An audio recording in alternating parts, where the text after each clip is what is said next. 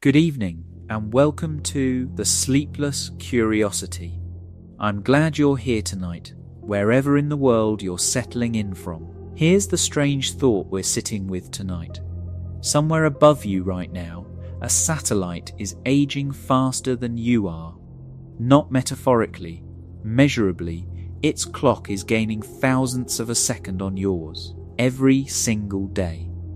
And if engineers ever stopped correcting for it, your phone's map would drift you into the wrong street within a week and the wrong city within a month. Two clocks, same universe, quietly disagreeing about how much time has actually passed. One small favor before we drift into it. While you're getting comfortable, hit subscribe if you're new here, leave a like, and tell me where you're tuning in from tonight. It always amazes me how far these quiet little broadcasts travel. So settle in, get cozy, and let's ask the question Einstein spent his life answering. Why does time refuse to move at the same speed for everyone?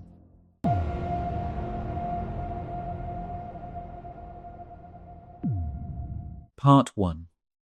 The clock you trust without ever questioning it. You have never once doubted your watch. Not really. You glance at it in the morning, you glance at it before bed, and somewhere in between you assume, without ever putting the thought into words, that the seconds ticking past your wrist are the same seconds ticking past everyone else's. The same seconds ticking past a friend on the other side of the planet. The same seconds ticking past a satellite in orbit, a spacecraft heading toward Mars, a star burning quietly 50 light years away. 1 second here, 1 second everywhere. That is the assumption. It feels less like a belief and more like a fact of existence, as basic as up and down. And for almost the entire span of human history, nobody had any reason to question it. You could disagree with someone about where an event happened. You could disagree about how fast something was moving, or whether a storm was approaching, or whose watch had been wound correctly that morning. But time itself seemed to sit outside all of that disagreement, untouched, ticking along in the background like some vast patient metronome that the whole universe was quietly obeying together. Isaac Newton gave that assumption a name and a mathematical home. He called it absolute time, and he wrote, in the language of a man utterly convinced of what he was describing, that time flows equably without regard to anything external, not the location of the observer, not their motion, not what was happening around them. Time, in Newton's universe, was a river running at exactly one pace, and every object in existence, whether it was a falling apple, a comet crossing the sky, or a person lying in bed listening to a broadcast like this one, was simply being carried along by that same current at the same rate together. It is worth sitting with how reasonable that idea feels, because you are about to watch it quietly come apart. Newton was not being careless. His physics, built on this single flowing river of time, was staggeringly successful. It predicted the motion of planets. It predicted the fall of a stone and the arc of a cannonball and the return of a comet decades before it appeared in the sky again. For over 200 years, nothing forced anyone to question whether time was really one river or many. The evidence simply was not there yet. Nobody had built anything fast enough, or precise enough, or strange enough to catch the river disagreeing with itself. But there was a second river running quietly alongside Newton's, one that almost nobody noticed at first, because it did not live in the world of falling apples and orbiting planets. It lived in the strange new mathematics of electricity and magnetism.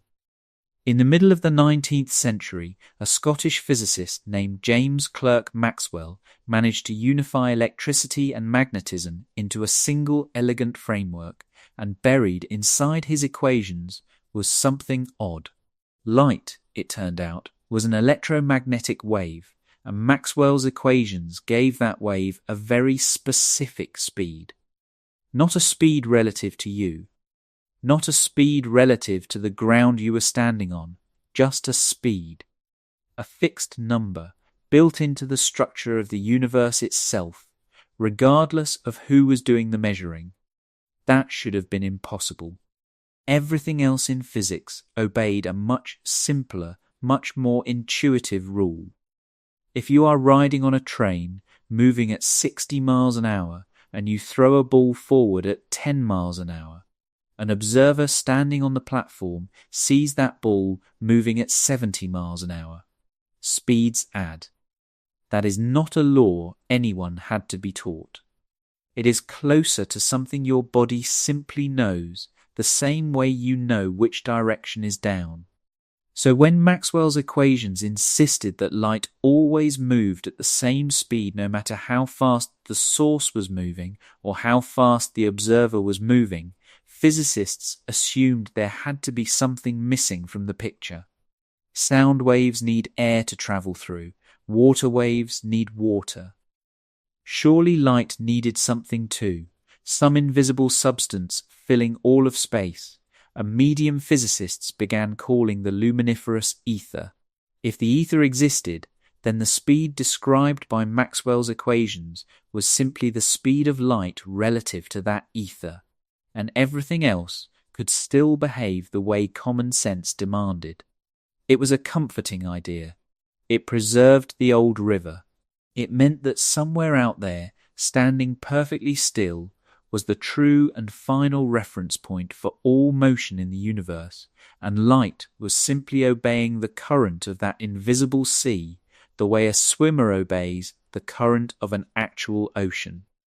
In 1887, two American physicists, Albert Michelson and Edward Morley, built an instrument delicate enough to go looking for that ether. Earth, after all, was hurtling around the sun at roughly 30 kilometers a second. If space were filled with a stationary ether, then Earth's motion through it should create something like a wind, a faint but detectable difference in the speed of light depending on which direction you measured it. Michelson and Morley split a beam of light, sent the two halves along paths at right angles to each other, and waited to see the mismatch that Earth's motion through the ether should have produced. There was no mismatch. The light arrived exactly on schedule every time, no matter which direction they pointed the apparatus. The ether wind simply was not there. It is one of the strangest results in the history of experimental physics, precisely because of how quiet it was. Nothing exploded. No new particle was discovered. The experiment simply failed to find what it was built to find, and that failure sat there for almost 2 decades, unresolved, nagging at the edges of a physics community that still believed, on some level, that time and space were the fixed stage on which the universe performed. Other physicists tried to patch the problem without abandoning the stage itself. George Fitzgerald and Hendrik Lorentz independently proposed that objects moving through the ether might physically contract in the direction of their motion, just enough to hide the wind Michelson and Morley had gone looking for. It was a clever fix. It even produced the correct mathematics. But it left an uncomfortable question hanging in the air, one that none of these brilliant men quite wanted to ask directly.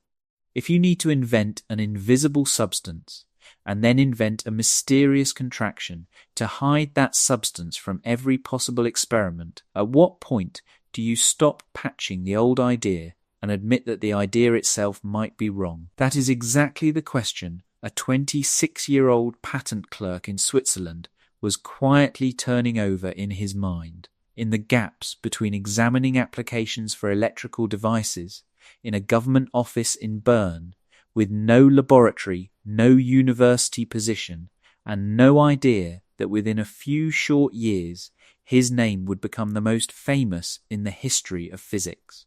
We are going to meet him properly in the next part, and we are going to watch him do something almost nobody else in 1905 was willing to do. Take Maxwell's strange, stubborn, unmoving speed of light completely seriously and ask what would have to break in order to make room for it. Because if the speed of light truly never changes, no matter how you move toward it or away from it, then something else has to give. And Einstein was about to discover that the thing giving way was not light. It was time. Part 2. The Clerk Who Took Light at Its Word. In 1905, in a small rented apartment in Bern, a 26-year-old patent examiner named Albert Einstein sat down during his evenings after a full day spent reviewing other people's inventions and quietly rewrote the foundations of physics. He had no laboratory, he had no graduate students, no university funding, no access to the great research institutions of Europe. What he had was a stack of paper, a talent for spotting the hidden assumption buried inside a clever idea, and a stubborn refusal to accept a comfortable answer when a strange one fit the evidence better. He had been thinking for years by that point about a very specific discomfort. Maxwell's equations said the speed of light was fixed. Michelson and Morley had gone looking for the ether that was supposed to explain why, and found nothing. Physicists kept trying to patch the old picture, adding contractions and corrections to preserve a universe with one true, fixed, invisible stage sitting behind everything. Einstein decided to try something almost nobody else was willing to try. He decided to stop patching and simply believe the equations. He wrote a paper that year with a deceptively modest title, On the Electrodynamics of Moving Bodies. It contains no laboratory experiments of its own. It reads, in long stretches, like a calm and careful piece of mathematical reasoning rather than a revolution. And yet, by the time you reach the final page, 200 years of assumptions about space and time have quietly been dismantled. Einstein built his argument on two principles, and the first one felt almost too obvious to be worth stating. The laws of physics should look the same to every observer moving at a constant velocity. If you are sealed inside a windowless laboratory, moving smoothly through space with no acceleration, no bumps, no sudden turns, there should be no experiment you could run inside that room that would reveal your true speed.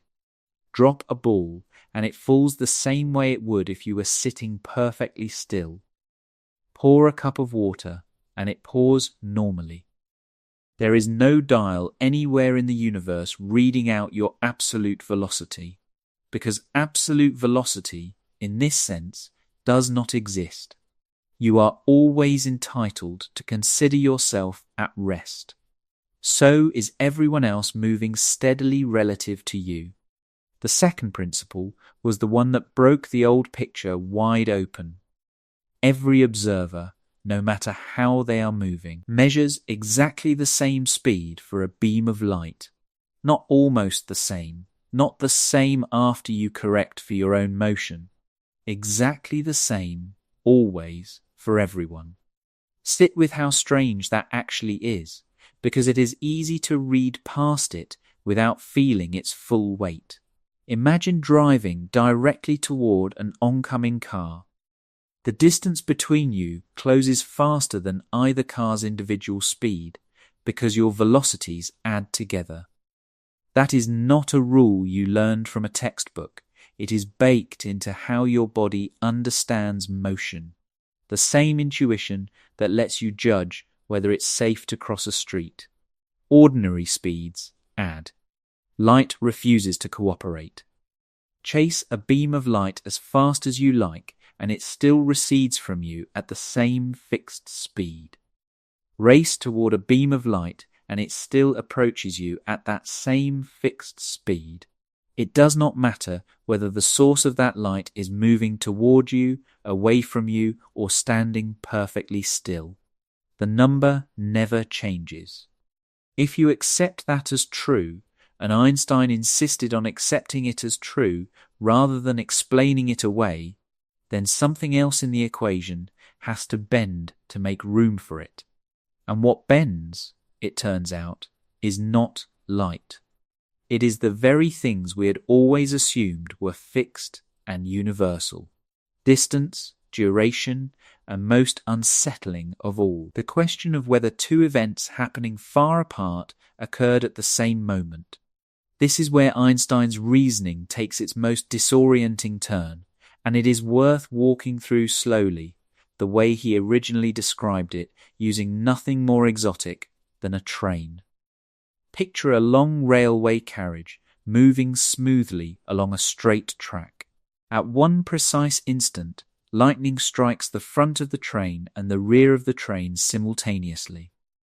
Now imagine a person standing beside the track, positioned exactly halfway between the 2 points where the lightning struck. Light from each strike travels toward this person at the same fixed speed in both directions, and because the person is standing exactly halfway between the two events, the light from both strikes reaches them at exactly the same moment. From the ground, the two lightning strikes were simultaneous. That conclusion feels solid. It feels like it should be the final word. But now imagine a second observer sitting exactly in the middle of that moving train at the very instant the lightning strikes. This passenger is moving forward toward the point where the front of the train will be struck and moving away from the point where the rear was struck. The light from both strikes still travels at exactly that same fixed speed relative to the passenger, because the speed of light never changes for anyone. But the passenger themselves is in motion. They are moving toward one flash of light and away from the other, so the light from the front of the train reaches them first. The light from the rear reaches them slightly later. It would be tempting to say this is simply a delay, an illusion caused by the geometry of where the passenger happened to be standing when the light arrived. But that is not the conclusion Einstein reached, and it is not the conclusion the mathematics supports. The passenger, accounting fully and correctly for the fixed speed of light and the known distances involved, does not merely receive the flashes at different times. They calculate, with complete confidence and without any measurement error, that the two lightning strikes genuinely did not happen at the same moment. According to the passenger's own frame of reference, the front of the train was struck first, two observers, one set of events, and a genuine, physically real disagreement about which things happened at the same time. Neither of them made a mistake, neither instrument malfunctioned.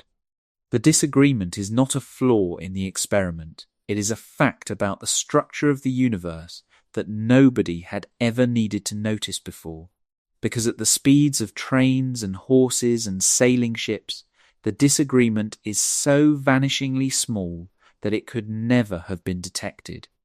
It took a mind willing to imagine speeds close to that of light itself to expose something that had been hiding in plain sight the entire time.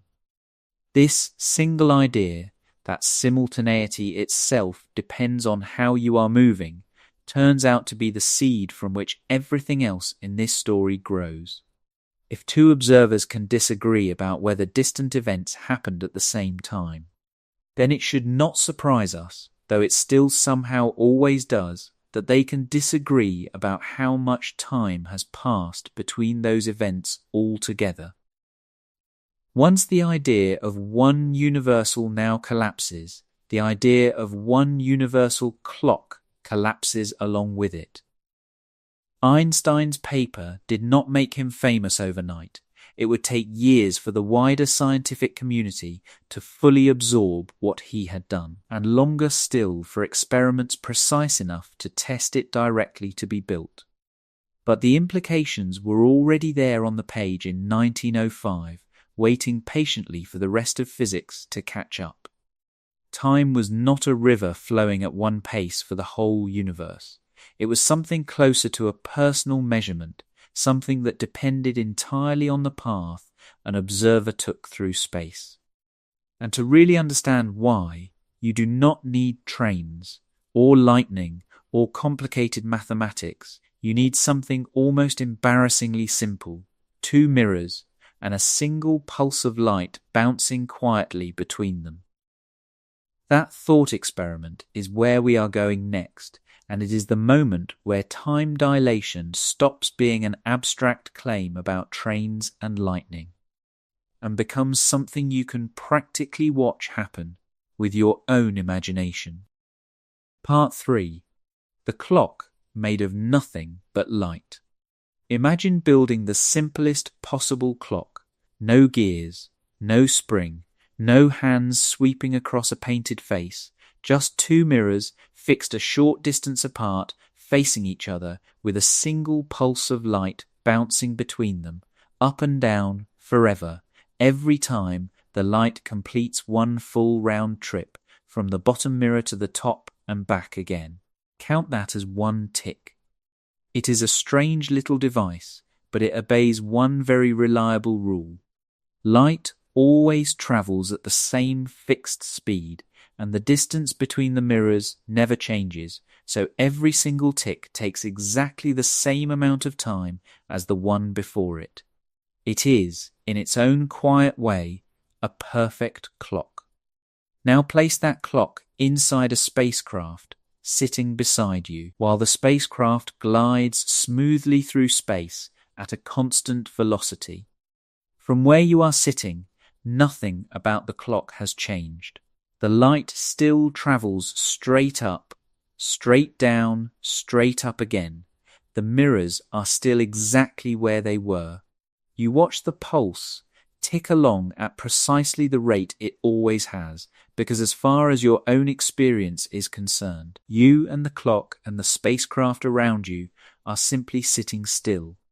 That feeling of stillness is not a mistake on your part. It is physics behaving exactly as it should. But now imagine a second observer watching your spacecraft glide past from somewhere outside it, at rest relative to the stars around you.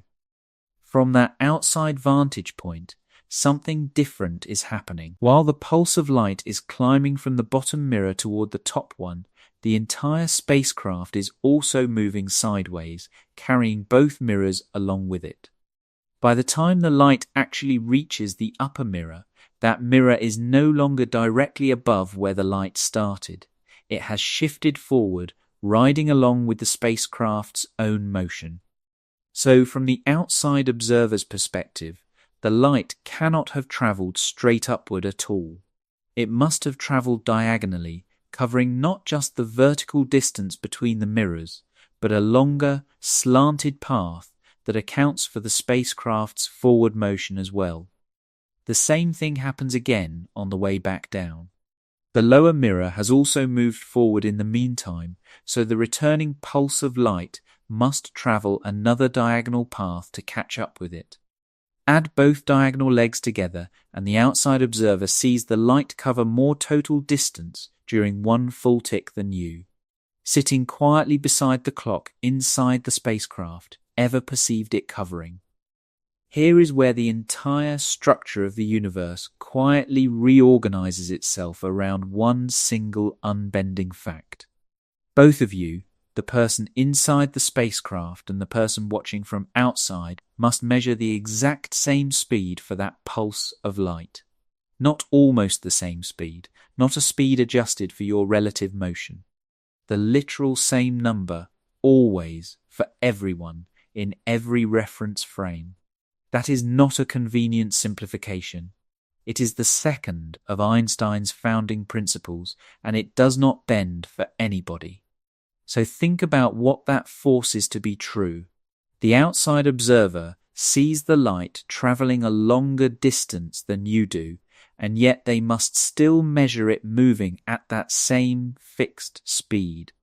If the distance is longer and the speed is unchanged, then the only thing left that can possibly be different is the time the journey takes. The outside observer must conclude that each tick of your light clock takes longer than it does from your own point of view. Not because the mirrors moved apart, not because the light slowed down or sped up, not because anything mechanical inside the clock behaved differently. The clock itself is functioning perfectly. What has changed is the amount of time that has to pass, according to someone watching from a different state of motion, in order for that same physical event to occur. This is velocity time dilation, and it is worth being very precise about what it does and does not mean, because it is easy to slide into thinking of it as some kind of optical trick, a delay caused by how long it takes light to reach your eyes from far away. It is not that. It is a genuine difference in how much time elapses along two different paths through the universe, and crucially, it does not only apply to light clocks. Replace the mirrors and the light pulse with an atomic clock. Replace them with the ticking of a mechanical wristwatch. Replace them with a living, breathing human being, their heartbeat, their metabolism, the pace at which their cells divide and their thoughts arrive one after another. None of it is exempt. If less time elapses along a particular path through space and time, then every physical process travelling along that path, without exception, experiences that same reduction. A heart does not somehow negotiate its way out of relativity. Neither does a chemical reaction, or the firing of a nerve cell, or the slow decay of a radioactive atom. This is why physicists resist calling time dilation an illusion. An illusion would suggest that somewhere underneath the confusion, one of the two observers is simply mistaken. And if you looked carefully enough, or waited long enough for a signal to arrive, the disagreement would dissolve. That is not what happens here. If the traveller eventually returns and the two clocks are placed physically side by side, close enough to compare directly with no signal delay involved at all, the difference in elapsed time is still there, sitting plainly on the two dials. Both clocks were accurate the entire time. Neither one malfunctioned. They simply followed different paths, and different paths through the fabric of the universe do not have to contain the same amount of time. There is also something quietly important buried in how small this effect is at ordinary speeds, because it explains why nobody stumbled onto it by accident for so many centuries. The amount of time dilation a moving object experiences depends on how fast it is travelling compared to the speed of light, and at the speeds available to human beings for almost all of history, walking, riding a horse, sailing a ship, even flying in an aircraft. That comparison is so overwhelmingly one-sided that the resulting effect is far too small for any of our senses, or even our earliest instruments to notice. Light moves at roughly 300,000 kilometers every single second. A commercial aircraft moving at perhaps 900 kilometers an hour is, from light's perspective, essentially standing still. The effect on its onboard clock is real, and it is precisely calculable using Einstein's mathematics. But it would take an extraordinarily sensitive instrument to detect it at all. That relationship between speed and the size of the effect is not a straight line either, and this detail matters more than it first appears to. At low speeds, doubling your velocity barely moves the needle. The dilation stays close to nothing for a very long stretch of increasing speed. But as an object's velocity climbs closer and closer to the speed of light, the effect stops behaving gently and begins to grow sharply, almost explosively, the closer you get. A spacecraft travelling at half the speed of light experiences a modest, measurable difference. A spacecraft travelling at 99% of the speed of light experiences something far more dramatic. And a spacecraft that could somehow approach the speed of light even more closely than that would experience a difference so extreme that a journey lasting mere months by its own clock could correspond to years or decades passing everywhere else. None of this would feel strange to the traveller themselves, and that detail deserves to be sat with for a moment before we move on. Someone moving at an enormous fraction of the speed of light does not experience their own thoughts slowing down. They do not watch their own heartbeat drag itself out in slow motion. Their coffee cools at the rate coffee always cools. Their watch ticks once every second, exactly as it always has. Locally, everything about their own experience remains completely, reassuringly ordinary. The strangeness only becomes visible when their journey is compared against someone else's. Someone who took a different path, moving at a different speed through the very same universe. And that raises the question this whole story has been quietly building toward. If two observers can each insist correctly that the other person's clock is the one running slow, how does the universe ever settle the argument when they actually come back together? That puzzle has a name and a very famous pair of imaginary siblings attached to it, and it is exactly where we are headed next.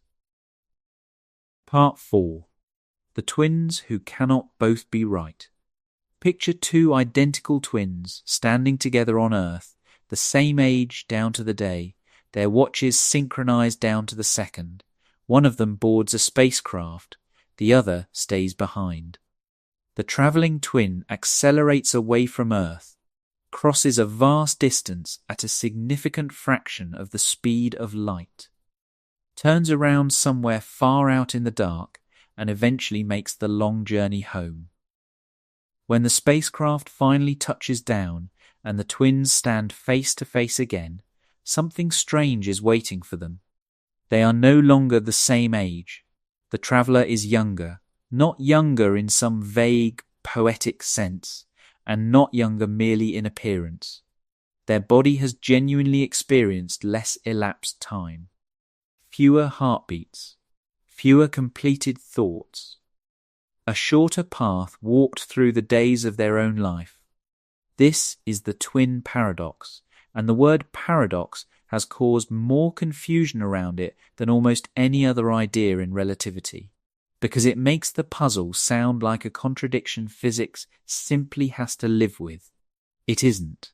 It only feels contradictory if you stop the thought experiment halfway through and refuse to look at it carefully. Here is where the trouble seems to begin. While the spacecraft is cruising steadily away from Earth at constant velocity, the situation looks perfectly symmetrical. From Earth, the travelling twin is the one in motion.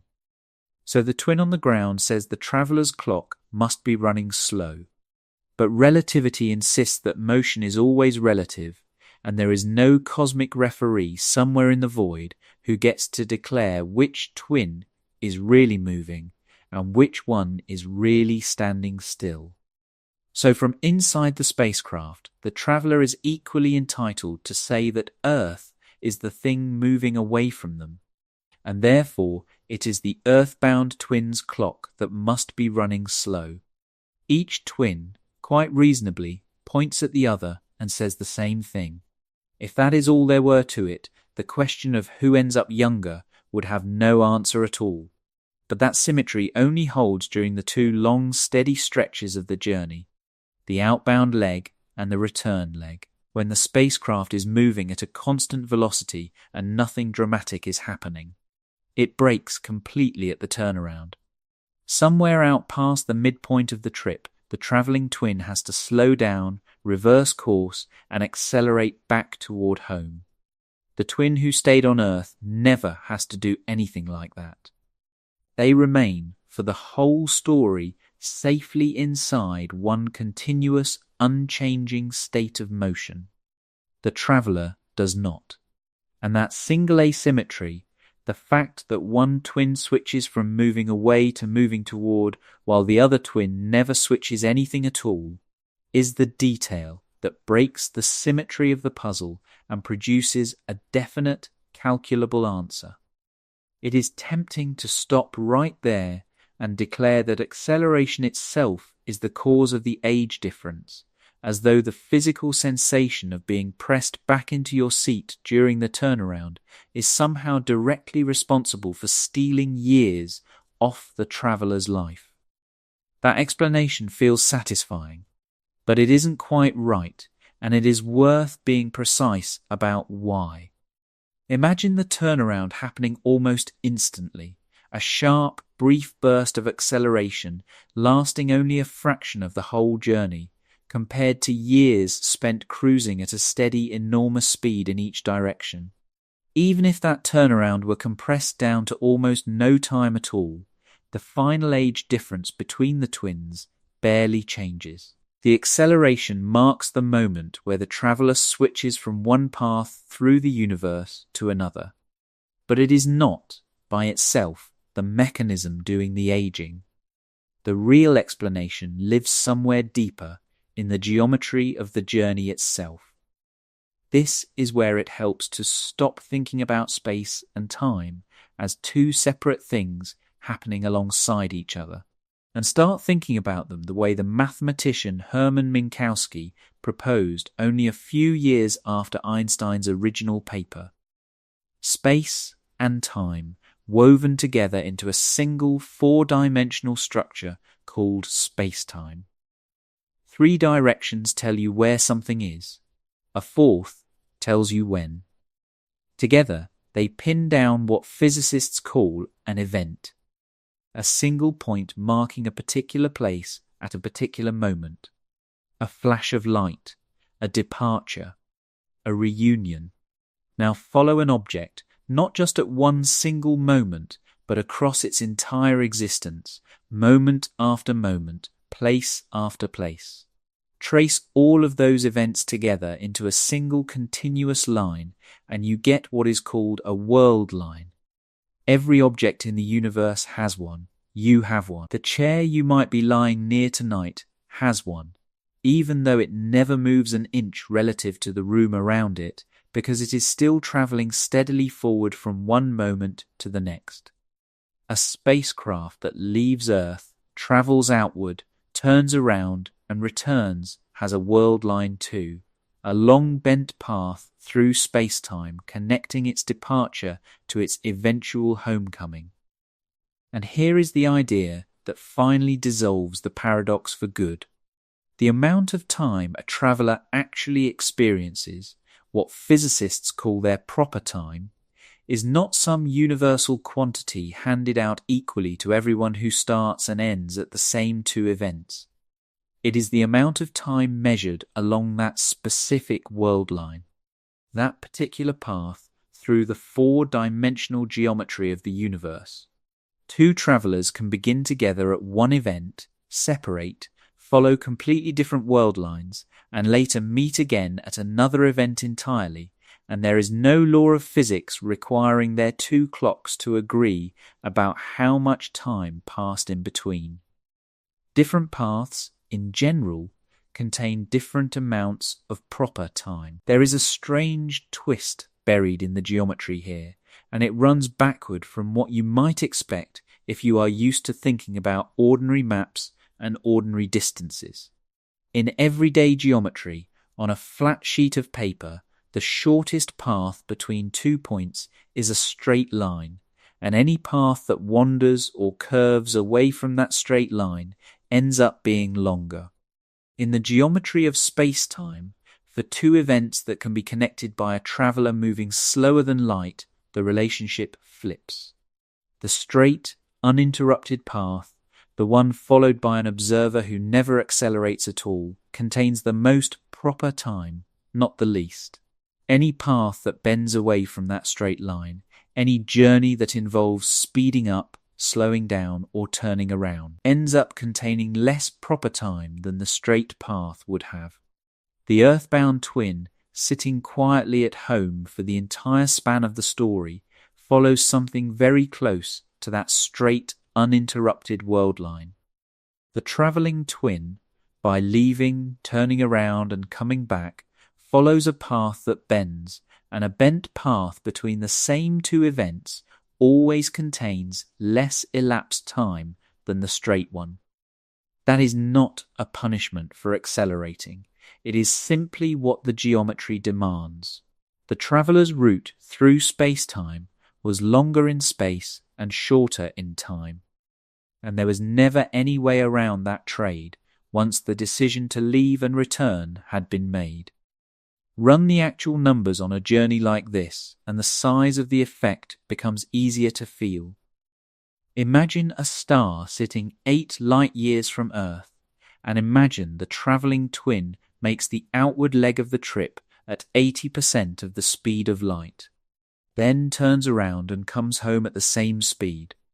Setting aside the brief periods of acceleration at each end, observers on Earth would calculate that the whole round trip takes about 20 years, 10 years outbound and 10 years back. But at 80% of light speed, the mathematics of time dilation works out to a factor of roughly 1 2/3. The traveller, following their own path through space-time, experiences only around 12 years during that same journey. When the spacecraft finally lands and the twins stand together again, one of them has lived through 20 years, the other has lived through 12. Both watches were accurate the entire time. Both twins felt completely ordinary throughout their own personal experience of the trip. The difference was never a malfunction. It was written into the shape of the two different journeys from the very beginning. There is one more detail worth sitting with here, because it clears up something that quietly nags at people the first time they hear this story. The travelling twin does not experience some sudden jarring moment where they watch years on Earth flash past in an instant during the turnaround. What they actually see, through a telescope pointed back home, is smooth and continuous the entire time. Though it is affected by something else entirely, the simple fact that light itself takes time to travel across the growing and then shrinking distance between them. While the spacecraft is moving away, each new signal from Earth has to cross an ever larger gap to reach the traveller. So Earth appears visually to be moving through its days more slowly than it actually is. Once the spacecraft turns around and starts closing the distance again, those signals arrive more and more rapidly, and Earth appears to speed up. Account carefully for all of that signal delay, strip it away mathematically, and both twins, working independently, arrive at exactly the same final answer about how much time each of them actually lived through. The visual experience and the underlying physical reality are two different things, and it is only by carefully separating them that the twin paradox stops looking like a contradiction and starts looking like exactly what it is. Simple, elegant, thoroughly tested geometry. None of this remains confined to imaginary spacecraft and imaginary twins. Either every ingredient of this story has already been tested, repeatedly, using instruments far more precise than a human eye or a human memory could ever be.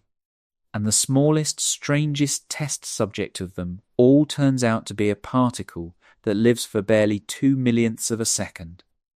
Raining down from the upper atmosphere in numbers so large that several are almost certainly passing quietly through your own body right now. Part 5. The particle that should not have made it. High above you, right now, particles are arriving from deep space. Most of them never survive their journey all the way to the ground in their original form. Instead, they slam into the upper atmosphere and shatter into cascades of new, short-lived particles, most of which vanish almost instantly. But a few of those secondary particles do make it all the way down, passing through buildings, through rock, through the walls of the room you might be lying in tonight, through your own body, quietly and harmlessly, more often than you would ever guess. They are called muons, and they should not exist by the time they reach you. And yet they arrive by the millions every single minute on every square meter of Earth's surface.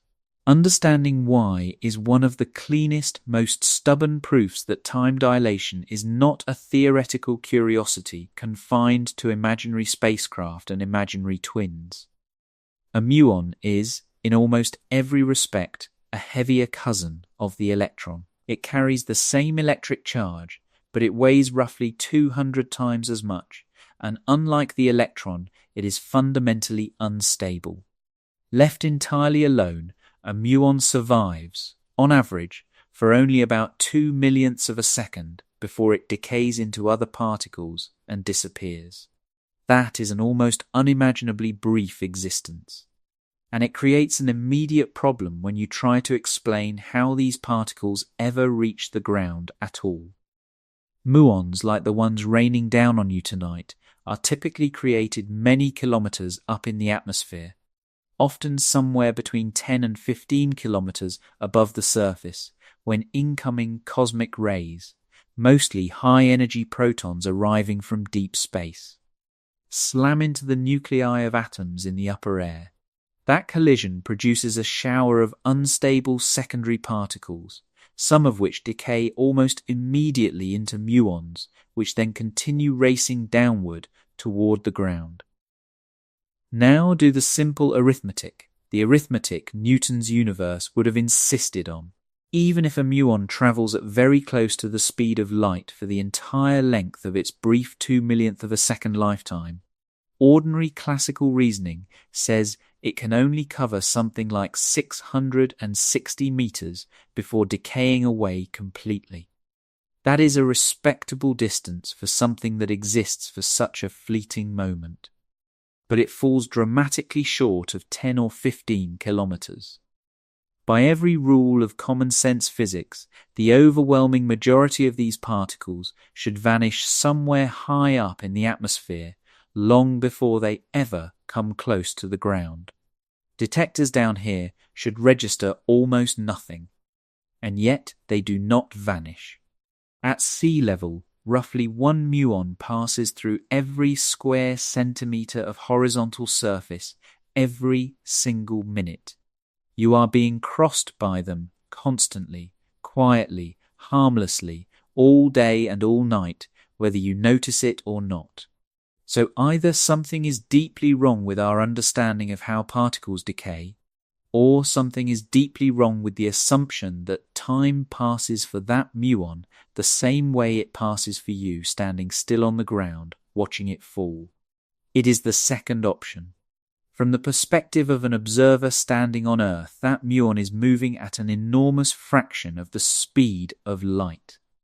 And because of exactly the same velocity-time dilation we already traced through the light clock and the travelling twin, the muon's internal decay process, its own private countdown toward disintegration, runs more slowly according to a clock on the ground. The muon still, in its own frame of reference, survives for only about 2/millionths of a second. But measured against clocks here on Earth, that same brief lifetime stretches out considerably, giving the particle far more laboratory time than its own private clock would ever suggest. Enough time, in many cases, to cross the entire depth of the atmosphere before it finally decays. There is something almost beautifully strange about the fact that the muon itself would tell a completely different story about why it survived the trip. From the muon's own point of view, nothing unusual happens to its lifetime at all. It still decays, on average, after about 2/millionths of a second, exactly as it always would. What changes from the muon's perspective is not time, but distance. Because the muon is moving so close to the speed of light relative to Earth, the entire depth of the atmosphere it has to cross appears dramatically compressed, shrunk down by exactly the same length contraction that comes packaged together with velocity-time dilation. A stretch of atmosphere that might measure 10 or 15 kilometers thick according to an observer on the ground can appear far shorter from inside the muon's own fleeting frame of reference, short enough that its ordinary, unremarkable 2/1,000,000th of a second lifetime is more than sufficient to complete the journey. Two completely different explanations. An observer on Earth says the muon's clock is running slow. The muon, if it could speak, would say the distance was short. Both descriptions predict exactly the same outcome, the muon reaching the ground in numbers no purely classical calculation could ever account for, and both descriptions emerge from precisely the same underlying physics, viewed from two different vantage points. This is not a thought experiment dreamed up by a physicist with a chalkboard and too much free time. It has been tested directly, repeatedly, using real detectors and real measurements taken at real altitudes. In 1941, physicists Bruno Rossi and David Hall compared the number of these rapidly moving unstable particles detected high up on a mountain with the number surviving down at a much lower elevation. If classical physics were correct, the vast majority of muons produced higher up should have decayed away long before reaching the lower detector. Instead, the survival rates matched almost exactly what relativity predicted once the increased laboratory lifetime caused by their extreme speed was properly accounted for. Decades later, in 1963, physicists David Frisch and James Smith repeated a version of this test in a way specifically designed to make the result almost impossible to miss. They measured the rate of muons arriving near the summit of Mount Washington in New Hampshire, then calculated how many of those particles, given their measured speeds and their ordinary 2/1,000,000th of a second lifetime, should logically survive long enough to complete the much longer descent down to a laboratory at a far lower elevation. Using nothing but classical, pre-relativistic reasoning, only a small fraction of the muons detected at the summit should have survived the trip down. Once relativistic time dilation was folded properly into the calculation, the predicted survival rate rose dramatically, and when Frisch and Smith actually ran the detectors and counted, the real result lined up closely with the relativistic prediction, not the classical one. What makes the muon such a particularly convincing witness in all of this is that it strips away every possible objection someone might raise about ordinary mechanical clocks. A pendulum clock could, in principle, be accused of behaving strangely at high speed because of vibration or air resistance, or some subtle flaw in its gears. Even a finely engineered atomic clock might, to a determined skeptic, seem vulnerable to some unknown environmental disturbance nobody had thought to control for. A muon has no gears, no springs, no delicate mechanical parts of any kind to blame. Its decay is a purely intrinsic quantum process, as fundamental to what it is as its mass or its electric charge. And yet that decay, that private internal countdown, changes its measured pace depending entirely on how fast the muon happens to be moving relative to whoever is doing the measuring. Time dilation cannot reasonably be waved away as some strange quirk affecting only mechanical instruments. It reaches all the way down into the most basic behavior of matter itself. None of this stands alone either. Muon's survival in the atmosphere is only one thread inside a much larger, much more tightly woven fabric of evidence, one that includes atomic clocks flown around the world, satellite systems that would drift wildly wrong within days if relativity were ignored, and modern particle accelerators where scientists no longer have to wait patiently for cosmic rays to arrive from deep space at all. Instead, they can create these unstable particles deliberately, on demand, accelerate them to precisely controlled speeds, and watch relativity play out under laboratory conditions engineered with extraordinary care. That is exactly where we are headed next, into machines built specifically to push particles as close to the speed of light as physics will allow, and to watch, with exquisite precision, exactly how much their private clocks slow down as a result. Part 6. The machines built to bend a clock on purpose. Cosmic rays give you relativity for free, arriving at their own pace, on their own schedule, whether anyone happens to be watching or not. Particle accelerators do something far more deliberate. Instead of waiting for the universe to hand you an unstable particle moving at close to the speed of light, you build a machine specifically designed to create one, accelerate it under carefully controlled conditions, and measure exactly what happens to its private internal clock as it goes. At facilities like the one operated by the European Organization for Nuclear Research near Geneva, physicists do exactly that, pushing beams of particles to speeds so close to the speed of light that relativity stops being a subtle correction hiding many decimal places down, and becomes the dominant, unavoidable feature of everything happening inside the machine. There is something worth understanding here that runs against ordinary intuition, and it has to do with what actually happens when you keep adding energy to something that is already moving very fast. At low speeds, the relationship feels obvious and familiar. Push something harder, and it moves faster, roughly in proportion to how hard you pushed. Double the energy, and you might reasonably expect something close to double the speed.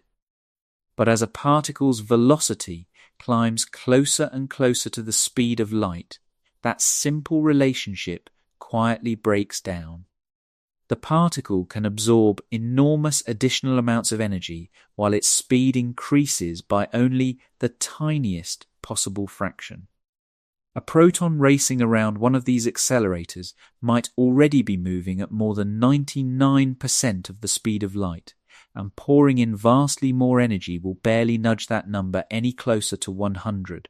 The extra energy has to go somewhere, and it goes into the particle's momentum and its total relativistic energy, rather than into any further meaningful increase in speed. This is also why physicists today are careful about a piece of language you may have encountered before. The old idea that a particle's mass itself increases as it approaches the speed of light. Modern treatments of relativity keep a particle's rest mass, sometimes called its invariant mass, fixed and unchanging no matter how fast it moves.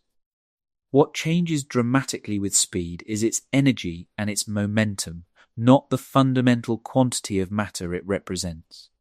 A proton moving slowly and a proton moving at 99% of light speed are still, in every meaningful sense, the exact same kind of particle.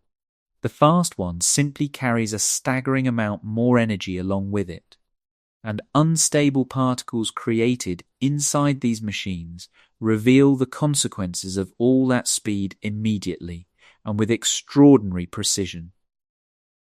Suppose a particular type of short-lived particle would normally survive for only a tiny fixed fraction of a second, measured in its own private rest frame, the frame in which it is not moving at all. Send that same particle racing through a detector at close to the speed of light, and observers in the laboratory will measure its internal clock as running noticeably slower, exactly the way the muons clock appeared to slow down as it fell through the atmosphere. Its average lifetime, as measured from the laboratory's point of view, stretches out considerably, giving it far more time and, more importantly, far more distance to travel before it finally decays. One especially elegant test of this idea involved muons circulating not in a straight line, but around a tight circular path inside a storage ring. In 1977, a team led by physicist John Bailey studied muons moving at relativistic speeds as they raced repeatedly around that ring. Special relativity made a very specific, testable prediction. Given how fast those muons were moving, their measured lifetime, as observed from the laboratory, should be substantially longer than the same particle's ordinary rest frame lifetime of about 2/millionths of a second. When the experiment was carried out, that is precisely what the researchers found. The circulating muons survived, on average, for far longer than their rest frame lifetime would suggest, and the exact amount of that extension matched what relativity predicted with impressive precision. What makes this particular experiment so interesting is the detail that the muons were not simply cruising along in a straight line at constant velocity. They were moving in a tight circle, which means their direction was constantly changing, which means, in the strict physical sense, they were continuously accelerating the entire time, held on their curved path by powerful magnetic fields bending their trajectory around and around. It would be reasonable to wonder whether that constant acceleration might somehow interfere with, or switch off, the ordinary velocity time dilation these particles were experiencing. It does not. The muon continues accumulating what physicists call proper time according to its own path through space-time, regardless of whether that path happens to be a straight line or a tight circle. And when researchers compared the muon's measured decay rate against the relativistic prediction, the agreement remained remarkably strong. This matters enormously for how modern particle physics actually gets done, far beyond any single elegant experiment. When particles collide inside a large accelerator, the resulting collision can produce a whole cascade of new, extremely short-lived particles, many of which survive for only the briefest possible instant before decaying into something else. Physicists can often work out exactly what was created in a given collision by measuring the tiny distance between where a particle was produced and where it eventually decayed. If relativistic time dilation were somehow left out of that calculation, the predicted decay distances would be wildly, catastrophically wrong. A particle expected, under old classical assumptions, to vanish almost the instant it was created might instead travel a distance easily large enough to be measured directly inside the detector, sometimes centimeters, sometimes considerably more, depending on its speed and its natural lifetime. So, detector designs, the software used to reconstruct what actually happened during a collision, and the way physicists identify which particles were produced in the first place, all of it is built from the ground up around the expectation that fast-moving particles carry longer laboratory lifetimes than their own rest frames would suggest. Relativity, in this setting, is not some philosophical flourish added on top of the real physics after the fact. It is baked directly into the machinery, into the equations used to steer the particle beams, into the predicted energies and momenta scientists expect to see, into the timing of the collisions themselves, and into the careful interpretation of what happened in the fractions of a second immediately afterward. Modern high-energy physics would simply stop functioning correctly if time dilation were nothing more than some elaborate illusion. A muon, of course, does not carry a wristwatch. It has no gears, no internal calendar counting down toward its own decay. It simply decays according to the proper time it experiences along its own particular path through space-time. Whether that path happens to be a long diagonal fall through Earth's atmosphere, or a tight repeating circle inside a storage ring built by human hands. And that makes particle accelerators extraordinarily precise laboratories for testing exactly what Einstein predicted more than a century ago, using instruments so exact that even fractions of a millionth of a second can be measured and compared with confidence. But particles, for all their precision, remain a little removed from ordinary human experience. It is one thing to say that an unstable particle survived longer while circling endlessly inside a machine built specifically to study it. It is another thing entirely to take two ordinary clocks, built by human hands, synchronize them carefully side by side, send one of them on a journey, and then bring it back to compare directly against the one that never left. When that experiment is actually carried out, using instruments precise enough to catch the difference, relativity can be read directly off the two dials, sitting quietly next to each other, disagreeing by exactly the amount the mathematics predicted all along. That is exactly where this story is about to take us next. Part 7. Two clocks, two aeroplanes, and a disagreement written in nanoseconds. For most of human history, a clock was only ever as good as the mechanism inside it. Pendulums swing back and forth at a pace that depends on gravity and length and temperature. Springs unwind at a rate that shifts slightly as metal expands or contracts. Even the most carefully engineered mechanical clock is, in the end, a physical object vulnerable to vibration, wear, and the countless small imperfections that come with being built by human hands. That kind of clock could always invite a quiet, reasonable doubt. Perhaps moving it around simply disturbs the mechanism somehow. Perhaps the gears behave slightly differently after a long journey. If you wanted to test something as strange as relativity, you needed a clock precise enough and simple enough that nobody could blame the result on the machinery itself. Atomic clocks solve that problem beautifully. Instead of relying on a swinging pendulum or an unwinding spring, they measure time using an extremely stable transition inside a single kind of atom, the specific, precise frequency at which that atom absorbs or releases electromagnetic radiation as it shifts between particular energy states. Those frequencies are extraordinarily consistent because every atom of a given type behaves identically under the same conditions anywhere in the universe. The modern definition of a second is built around exactly this kind of transition inside an atom of cesium, and it corresponds to more than 9 billion complete cycles of that atom's natural radiation. It sounds almost absurdly precise, and it is, and that precision is exactly what makes atomic clocks such powerful instruments for catching relativity in the act. They do not become immune to time dilation because of how accurate they are. They become sensitive enough to reveal it. In 1971, physicists Joseph Hafele and Richard Keating decided to test this directly in a way that almost sounds too simple to have worked.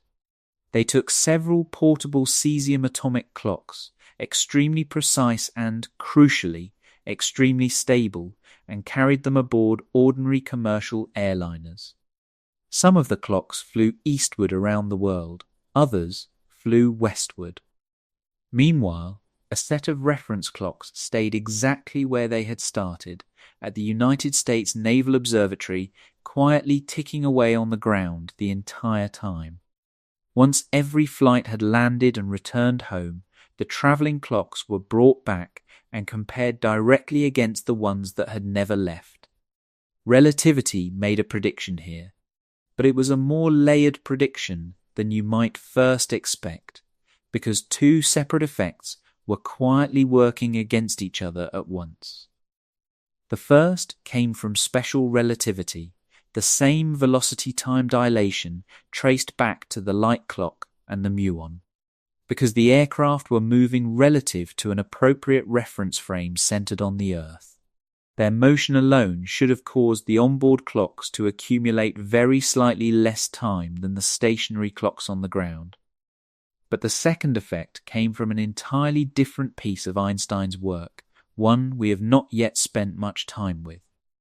General relativity predicts that gravity itself changes the rate at which a clock ticks. A clock sitting higher up, farther from the mass pulling on it, experiences a slightly weaker gravitational field and runs very slightly faster than an identical clock sitting lower down, closer to that mass. The aircraft carrying these clocks were flying several kilometers above the surface of the Earth, high enough that Earth's gravity, though still very much present, was slightly weaker than it is at ground level. So while the aircraft's motion was pulling their clocks toward running slower, their altitude was simultaneously pulling those same clocks toward running faster. Two competing effects, layered on top of each other inside the exact same experiment. Then Earth's own rotation added a third wrinkle to the story. The planet itself is already spinning steadily from west to east. An aircraft flying eastward is in a sense moving with that rotation, adding its own speed on top of Earth's spin when measured against a suitable non-rotating frame centered on the planet. An aircraft flying westward is working against that rotation, partly cancelling it out. So the eastward flight and the westward flight were not in fact expected to experience identical amounts of velocity time dilation at all. The predictions for the two directions genuinely differed from each other before the clocks had even left the ground. When Haffaley and Keating finally compared their travelling clocks against the ones that had stayed behind, the measured differences lined up, broadly and convincingly, with the combined predictions of special and general relativity working together. The eastward flying clocks had lost time relative to the stationary reference clocks. The westward flying clocks had gained time. The actual differences involved were tiny, measured in mere billionths of a second, but they were large enough for cesium atomic clocks to register clearly, and the pattern matched what Einstein's equations, both of them working in combination, had predicted in advance. It is worth being honest about the limits of this particular experiment, in the same spirit of careful skepticism that any good scientific claim deserves. The original measurements carried meaningful experimental uncertainty, and relativity certainly does not rest its entire case on one set of commercial flights carried out in the early 1970s. Since then, the same underlying idea has been tested again and again, using instruments far more precise than anything available at the time. Atomic clocks have flown aboard rockets. They have flown aboard dedicated satellites. They have been compared carefully between laboratories sitting at slightly different altitudes, sometimes only a floor or two apart. Modern experiments routinely measure differences in elapsed time far smaller than anything Haffel and Keating could have detected with the technology of their era, and every one of those refinements has continued to agree with the same relativistic framework. The clocks themselves have also grown dramatically more precise since then. Traditional cesium clocks measure time using microwave frequencies. Modern optical clocks instead rely on much higher frequency transitions inside atoms or ions, oscillations that occur so rapidly that time can be divided into far finer slices than any microwave clock could manage. Some of today's best optical clocks are sensitive enough to detect the tiny relativistic effect caused by lifting a clock just a single meter closer to the ceiling of a room. Raise one exceptionally precise clock slightly above another, sitting in the exact same building, and given enough time and enough sensitivity, you can measure it running very slightly faster. Purely because it now sits at a marginally higher gravitational potential than the clock beneath it. That sentence deserves a moment to fully land, because it sounds almost too delicate to be real. Raise a clock by roughly the height of a human being, and the universe hands it back a tiny sliver of extra time, an effect so small it would take modern optical clocks and enormous patience to ever notice at all. And yet it has been noticed, measured, and confirmed repeatedly in laboratories built specifically to chase differences this fine. This precision has opened up an entirely new field, one that treats clocks not merely as instruments for measuring time, but as instruments for measuring gravity itself. It is called relativistic geodesy, and the idea behind it is elegant in its simplicity. Because a clock's ticking rate depends directly on the strength of the gravitational field surrounding it, comparing two extremely precise clocks at two different locations can reveal something meaningful about the difference in gravitational potential between those two places, which in turn can reveal something about the shape of the Earth itself or about subtle variations in its gravitational field from one location to another. Timekeeping, in other words, has quietly become a tool for cartography, a way of mapping gravity itself using nothing but the patient, disagreeing tick of two clocks sitting in different places. And that quiet discovery, that altitude alone, with no dramatic velocity involved at all, can make one clock run measurably faster than another, opens the door to the deeper half of this entire story. Because everything traced so far has come from special relativity, from motion, from velocity, from the simple fact that light always travels at the same fixed speed no matter how fast you are moving. But gravity turns out to bend time in its own separate, equally real way, and to understand why, we need to leave trains and spacecraft behind entirely and step, for a moment, into an elevator with no windows at all. Part 8. The elevator with no windows. Special relativity, for everything it managed to overturn, had a quiet limitation built into it from the very beginning. It worked beautifully for observers moving at a constant velocity, gliding smoothly through empty space with nothing pushing or pulling on them. It explained why fast-moving clocks tick differently. It explained why two observers can genuinely disagree about whether distant events happened at the same time. But it said almost nothing about gravity, and gravity, unlike the tidy thought experiments of trains and spacecraft, is not something you can simply switch off to make the problem easier. Einstein spent roughly a decade wrestling with exactly this gap, trying to find a way to fold gravity into the same framework that had already reshaped space and time once before. The result, completed in 1915, was the general theory of relativity, and at the very heart of it sat a deceptively simple idea Einstein liked to call the happiest thought of his life. Picture yourself standing inside a sealed elevator. No windows. No way to see outside. If that elevator is sitting quietly on the surface of the earth, you feel your feet pressed firmly against the floor, held there by gravity. The same ordinary sensation you feel standing in any room, any day of your life.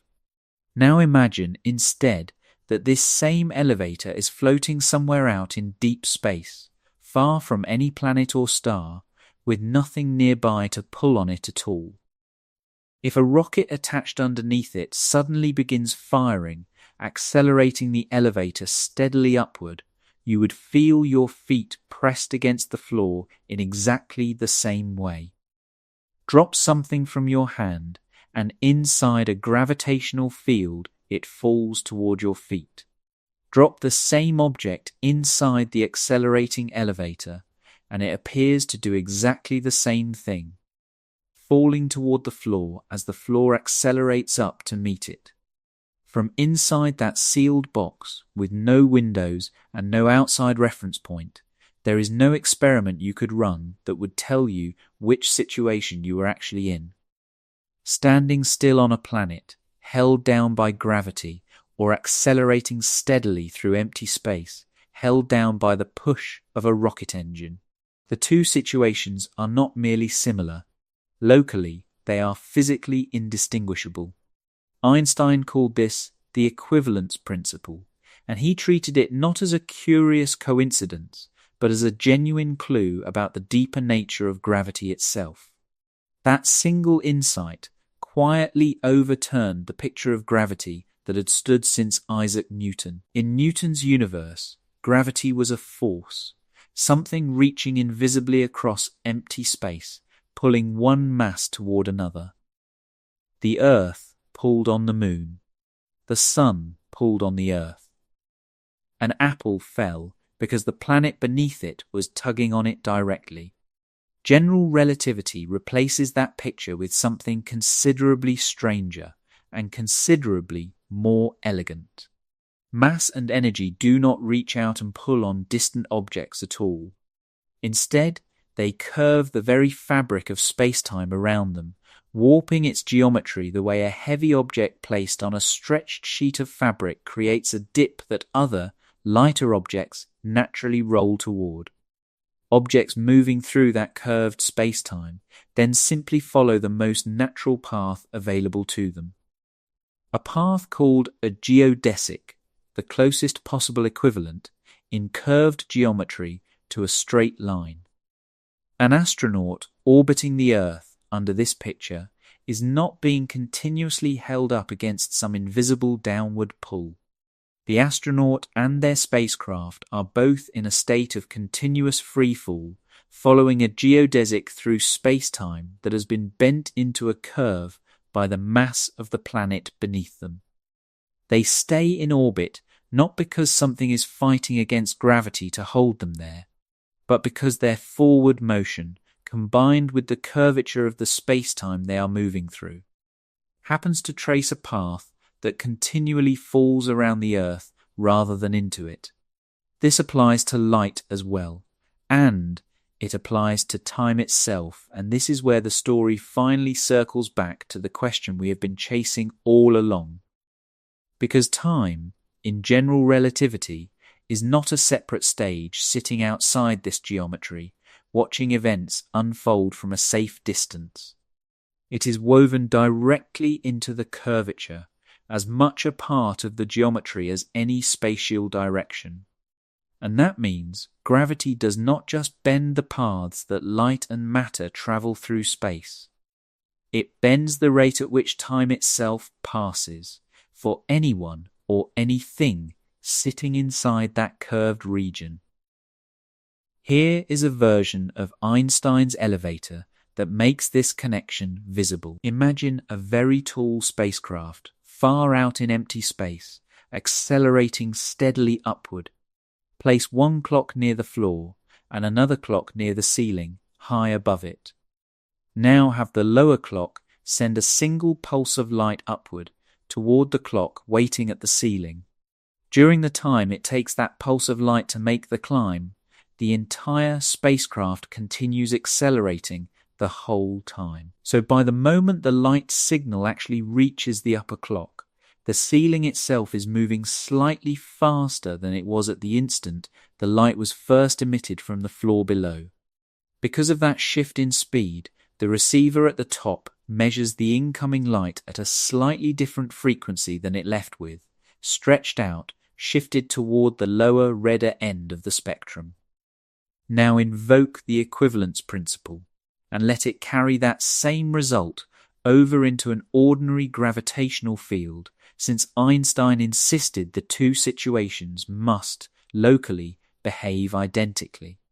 Light climbing upward, away from a massive object like the Earth, should experience that same kind of stretching, the same shift toward lower frequency, purely because of gravity itself. This is called gravitational redshift, and it is directly, inseparably tied to the question of time. If light travelling upward arrives, shifted toward a lower frequency, and if that light was originally produced by some steady, repeating atomic process, a process that can function as a natural clock, then comparing the frequency at the bottom against the frequency at the top tells you something important. The clock lower down, deeper inside the gravitational field, is genuinely ticking more slowly than the clock sitting higher up. This is gravitational time dilation, and it is a completely separate phenomenon from the velocity time dilation traced through light clocks, muons, and travelling twins, even though the two effects are often working together in any real physical situation. A clock resting on the surface of the Earth accumulates very slightly less time than an identical clock positioned high above the planet, out where Earth's gravitational pull has grown noticeably weaker. And crucially, this effect does not require either clock to be racing past the other at some enormous speed. The two clocks can be sitting almost perfectly still relative to each other.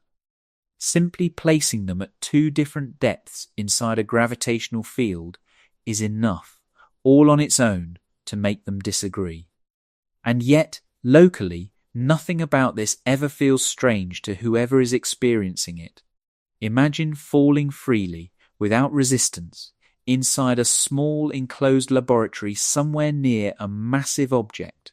For a small enough region of space and a short enough stretch of time, that laboratory behaves exactly as though gravity has simply vanished. Objects drift weightlessly beside you. Any experiment you perform obeys the same familiar rules described by special relativity, the rules of flat, uncurved space-time. This is precisely why general relativity manages to preserve everything special relativity had already established. Curved space-time can behave in wildly unfamiliar ways across large distances, but zoom in closely enough to any small enough patch of it, and it looks approximately flat, approximately ordinary, approximately like the universe you already know. So the familiar phrase, gravity slows down time, is useful as a shorthand, but it hides something subtler underneath it, something worth stating carefully. Gravity is not reaching directly into a clock's mechanism and forcing it to tick more slowly through some kind of physical interference. What is actually happening is that different paths through curved spacetime simply contain different amounts of elapsed time along them in exactly the same spirit as the bent world line of the travelling twin containing less proper time than the straight world line of the twin who stayed behind. A clock resting near the Earth's surface, a clock sitting on a distant mountaintop, a clock aboard an orbiting satellite, a clock falling steadily toward the crushing gravity of a black hole. Each one of them traces its own distinct path through a geometry that has been shaped and bent by the mass and energy surrounding it, and there is no law of physics requiring the total elapsed time along any two of those paths to match. This idea did not remain a piece of pure theory for very long. Physicists soon realized it could be tested directly, using nothing more exotic than very carefully measured beams of light traveling across surprisingly modest distances right here on Earth. And the very first experiment, precise enough to catch gravity in the act of bending time, did not involve satellites, or rockets, or distant stars at all. It happened inside a university tower, across a vertical distance of only about 22 meters, and it is exactly where this story is going next. Part 9. 22 meters, and a shift almost too small to exist. If gravity really does change the rate at which clocks run, then it should leave a trace in something you can actually measure. Light travelling between two different heights inside a gravitational field should carry evidence of that difference along with it, encoded directly into its frequency. This effect, gravitational redshift, follows naturally from everything Einstein had already laid out in the equivalence principle. A photon climbing upward, away from a massive object like the Earth, should arrive at the top having lost a tiny amount of energy along the way, stretched out toward a slightly lower frequency, a slightly longer wavelength, shifted ever so faintly toward the red end of the spectrum. Near a planet as comparatively gentle as Earth, that shift is astonishingly small. But general relativity does not hedge about its size. It predicts an exact number, and an exact number is something you can go looking for. A common shorthand for what is happening here is to say that the photon loses energy as it climbs out of the gravitational field, the way a ball thrown upward gradually loses speed as it fights against gravity on its way up. That picture is useful, and in a weak field like the one around Earth, it works reasonably well as an intuition. But it is not quite the deepest way to describe what is actually going on. In the curved geometry of space-time, energy cannot always be treated as one single simple quantity in the way it can in the flat, ordinary space of everyday experience. The more precise statement is this. Observers sitting at different gravitational potentials measure different frequencies for the exact same beam of light passing between them. And because frequency is at its core a way of keeping time, that difference in measured frequency is really just gravitational time dilation showing itself through the behavior of light. The first serious experimental test of this idea came in 1959 at Harvard University, where physicists Robert Pound and Glenn Rebka set out to measure something almost absurdly delicate. They wanted to detect the tiny shift in frequency experienced by gamma rays as they traveled vertically upward through Earth's gravitational field, across a tower that stood only about 22 meters tall. 22 meters is not a grand journey through the cosmos. It is closer to the distance between a few floors of an ordinary building. And yet, even across a gap, that small general relativity predicted a measurable shift, provided the instruments were precise enough to catch it. The difficulty was that the predicted shift was extraordinarily tiny, far too small to detect using anything resembling an ordinary measurement. To make it visible at all, Pound and Rebka relied on something called the Missbauer effect, discovered a few years earlier by the physicist Rudolf Missbauer. Ordinarily, when an atomic nucleus emits a gamma ray, the nucleus itself recoils slightly, the way a rifle kicks back when it fires a bullet. And that recoil smears out the precise energy of the emitted photon, making extremely fine measurements almost impossible. But under the right conditions, when certain nuclei are held firmly inside a solid crystal lattice, that recoil can be absorbed collectively by the entire crystal instead of by the single emitting nucleus, leaving the gamma ray's energy remarkably sharp and precise. That sharpness was exactly what made an experiment this delicate possible in the first place.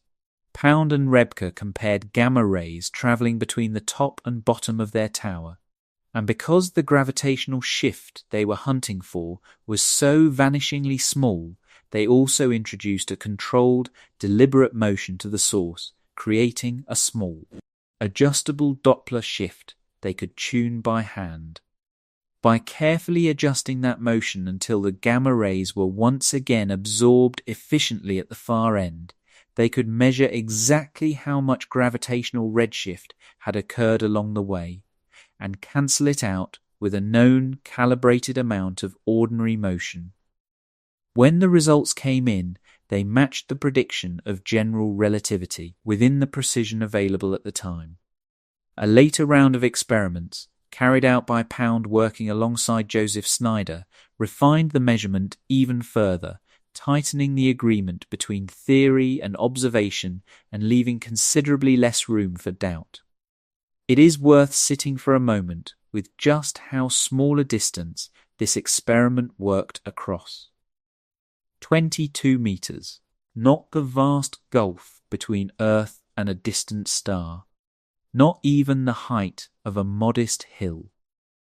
Somewhere between the second and the seventh floor of an office building, and general relativity had already predicted correctly that light climbing through that modest gap would come out measurably different on the other end.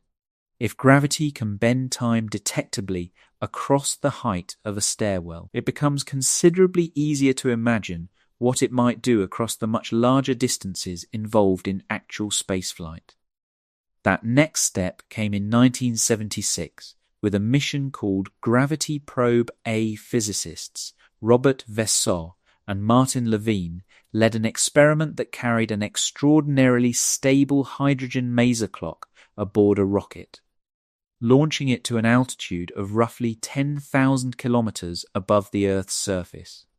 A hydrogen maser is a clock built around a very precise, very stable microwave transition inside hydrogen atoms, chosen specifically because of how reliably it keeps time. As the rocket climbed higher and higher, it moved steadily farther out of Earth's gravitational well, and general relativity made it clear. Testable prediction. The clock aboard the rocket should run measurably faster relative to identical clocks left behind on the ground, purely because it now sat at a higher gravitational potential. Radio signals carrying timing information from the rocket's onboard clock were transmitted back down to Earth and compared continuously against reference clocks on the ground throughout the flight. The experiment measured the resulting gravitational frequency shift with extraordinary precision, and once again the result matched general relativity's prediction closely. By this point, gravitational time dilation had stopped being something confined to careful calculations about distant stars or theoretical black holes. It was something you could measure directly using instruments built by human hands in the space immediately surrounding our own planet. And modern atomic clocks have pushed this idea even further than a rocket flight ever could. Two extraordinarily precise clocks, placed at different elevations, simply will not tick at exactly the same rate, even sitting quietly on the ground the entire time. A clock resting on a mountaintop runs very slightly faster than an identical clock sitting near sea level, because the mountaintop clock rests at a marginally higher gravitational potential, farther out of Earth's gravitational well. Near the surface of the Earth, lifting a clock by roughly 1 meter changes its ticking rate by something on the order of 1 part in 10 quadrillion, an almost impossibly small number that over many months accumulates into a difference of only a few billionths of a second. For ordinary life, that number is so small it might as well not exist. For modern precision timekeeping, it is not only measurable, it has become a tool in its own right. Optical clocks in particular have made this kind of measurement almost routine, rather than relying on the microwave transitions used by traditional atomic clocks. Optical clocks are built around much higher frequency transitions inside atoms or ions, oscillations occurring so rapidly that time can be sliced into far finer divisions than ever before. Some of the very best optical clocks available today are sensitive enough to detect the gravitational time difference caused by moving a clock upward by only a fraction of a meter, small enough that shifting a clock's position between two shelves in the same laboratory can, with sufficient patience and sufficient precision, produce a measurable change in how quickly it ticks. This newfound sensitivity has quietly given timekeeping an entirely unexpected second job. Because a clock's ticking rate depends directly on the strength of the gravitational field surrounding it, comparing extremely precise clocks at different locations can reveal subtle differences in gravitational potential between those places, differences connected to altitude, to the distribution of mass beneath the surface, even to slow geological changes happening underground. This has grown into a field called relativistic geodesy, in which clocks themselves become instruments for mapping the shape and gravitational structure of the Earth, no longer simply tools for keeping time, but tools for measuring gravity through the tiny, persistent disagreements that gravity forces between them. All of this reveals something important. something that quietly corrects a common misunderstanding buried inside the phrase, gravity slows down time. Gravitational time dilation depends specifically on gravitational potential, not simply on how strongly gravity happens to feel at any given moment. And those two things are not the same at all. An astronaut orbiting the Earth can feel completely weightless, with no sensation of gravity pulling on them whatsoever, while still being deeply immersed in Earth's gravitational influence the entire time. Weightlessness is not the same as being beyond gravity's reach. It is what continuous freefall feels like from the inside.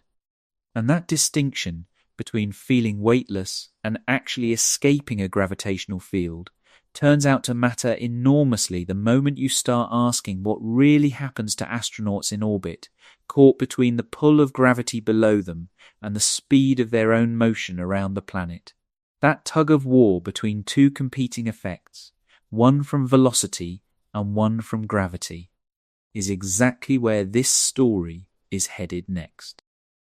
Part 10. The Tug of War Above Your Head. By now, two separate stories have been unfolding side by side, and it is time to let them collide. Velocity time dilation says that a clock moving quickly relative to you accumulates less time than yours does. Gravitational time dilation says something that, at first glance, seems to work in the exact opposite direction. A clock sitting higher up, farther out of a gravitational well, accumulates more time than one sitting lower down, closer to the mass pulling on it. Put a clock in motion, and it tends to slow down. Lift a clock higher, and it tends to speed up. And the moment you place a clock aboard anything actually moving through space, a satellite, a spacecraft, an astronaut in orbit, both effects switch on at once, quietly working against each other, and the final answer depends entirely on which one wins. This is not an abstract puzzle. It happens to be sitting in your pocket or on your dashboard, or built into the navigation system of nearly every aircraft flying overhead right now in the form of satellite navigation. The global positioning system works on an idea elegant enough to explain in one sentence. A constellation of satellites orbits the Earth, each one broadcasting an extremely precise timing signal, and a receiver on the ground, whether it is inside a phone or a car or an airliner, listens for those signals and works out its own position based on how long each one took to arrive. Radio signals travel at the speed of light, so if you know precisely when a signal was sent and precisely when it arrived, you know exactly how far it travelled. Compare that distance against signals from several satellites at once, and a receiver can pin down its own location on the surface of the planet with remarkable accuracy. The trouble is that light moves so fast that even a tiny timing error translates into a large positional error. A mistake of only a few billionths of a second in the timing of a signal can shift a calculated position by several meters. So, the clocks aboard these satellites need to be extraordinarily precise, which means they need to be atomic clocks. And atomic clocks, as we have already seen, are exactly the kind of instrument sensitive enough to reveal relativity in action. Each of these satellites orbits at an altitude of roughly 20,200 kilometers, moving at a speed of around 3.9 kilometers every second, completing a full orbit in close to 12 hours. At that altitude and that speed, both special relativity and general relativity are firmly in play, and they push the satellite's onboard clock in opposite directions at once. Because the satellite is moving rapidly relative to an observer on the ground, velocity time dilation causes its clock to run very slightly slower than a clock sitting still at Earth's surface. That effect, worked out precisely, amounts to a loss of roughly 7 millionths of a second every single day. Small, but nowhere near small enough to ignore in a system built to be accurate to within a few meters. At the same time, because the satellite sits so much farther from Earth than anything on the ground, it rests at a considerably higher gravitational potential, where gravity's pull is noticeably weaker. General relativity predicts that this should cause the satellite's clock to run faster, and it does, by a considerably larger amount than the velocity effect works against it. The gravitational contribution amounts to roughly 45 millionths of a second gained every day.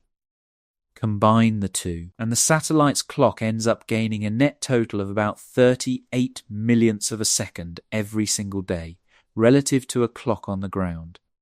Without correction, that tiny daily drift would accumulate rapidly.